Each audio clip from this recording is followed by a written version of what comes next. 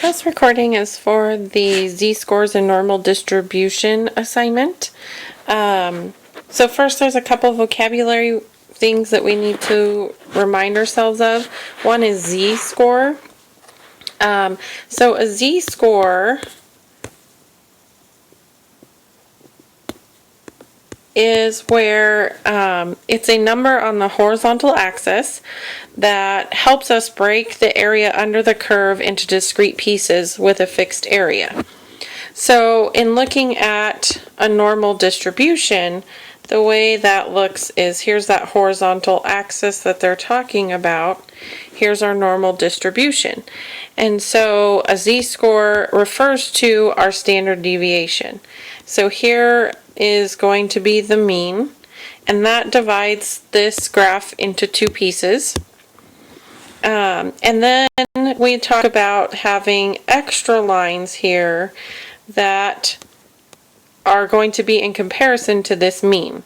So we have one standard deviation, I'm going to abbreviate, two standard deviations away from the mean.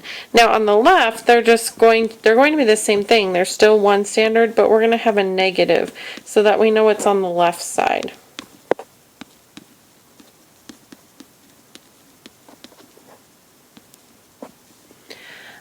And so this helps us to kind of understand what's going on as far as percentages go with our data. Where does a particular item fall into this graph?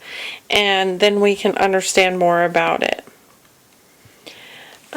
So to find a z-score algebraically, we use this little formula. Now the x is the data item that they're asking us about. An x with a bar over it is the mean or the average. And the S is going to stand for standard deviation.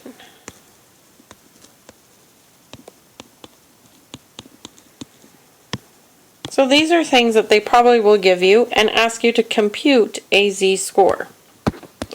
So, for example,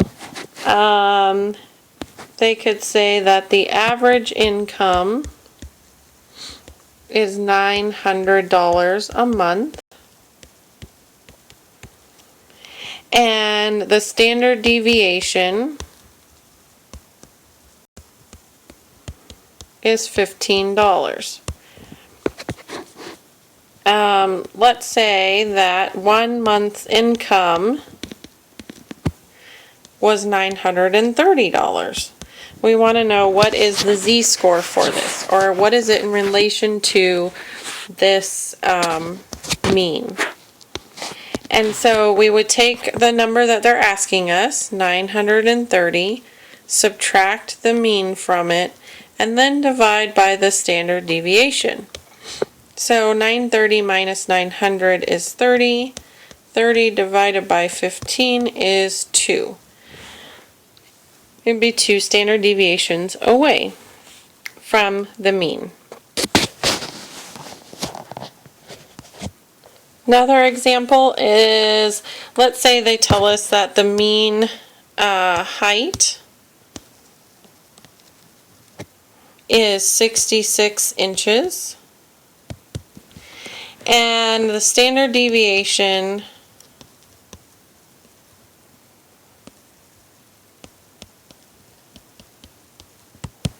is 12 inches. So this means that most people are going to be within 12 inches of this mean. We want to know, what about 52 inches? So what is the z-score, first of all? So to find the z-score, we take 52 minus 66 divided by 12. And so 52 minus 66 is a negative 14. This means that, as we can see and put this on that graph, it's going to be to the left of the mean, so it's going to have a negative number. And we want to divide this by 12, and we want to round our answer, so negative 1.2. Now we can go a little bit further and take this negative 1.2 and use the chart that they have given you in the lesson. So you will need to make sure that that lesson is open and you can look at the chart. And it doesn't matter whether you got negative or positive. On the chart it's going to be the same number. So on the chart we would look for 1.2. And when we look for 1.2, what we see is that it tells us the area is 0.3849. Now sometimes we want to know what percentage this is. So what percent of people are between 52 and 66 inches? So we just take this number and we have to move the decimal 2 spaces over for a percentage. So it's about 38.5%.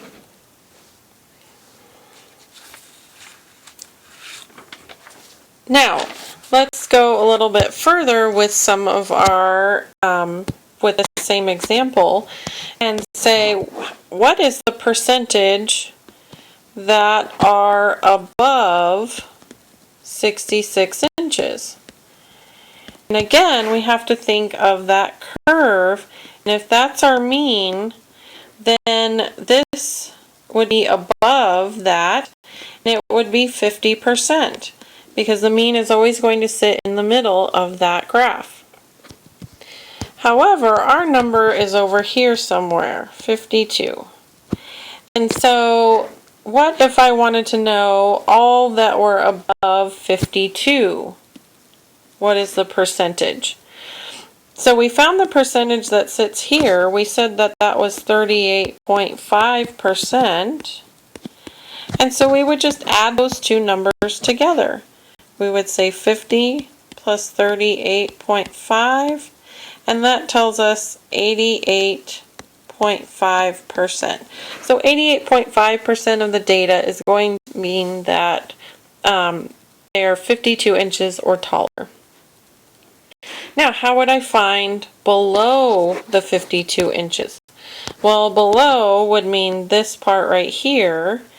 And so I can do this one of two ways. If I know that this whole half is 50%, then I can just subtract the 38.5 from that 50%.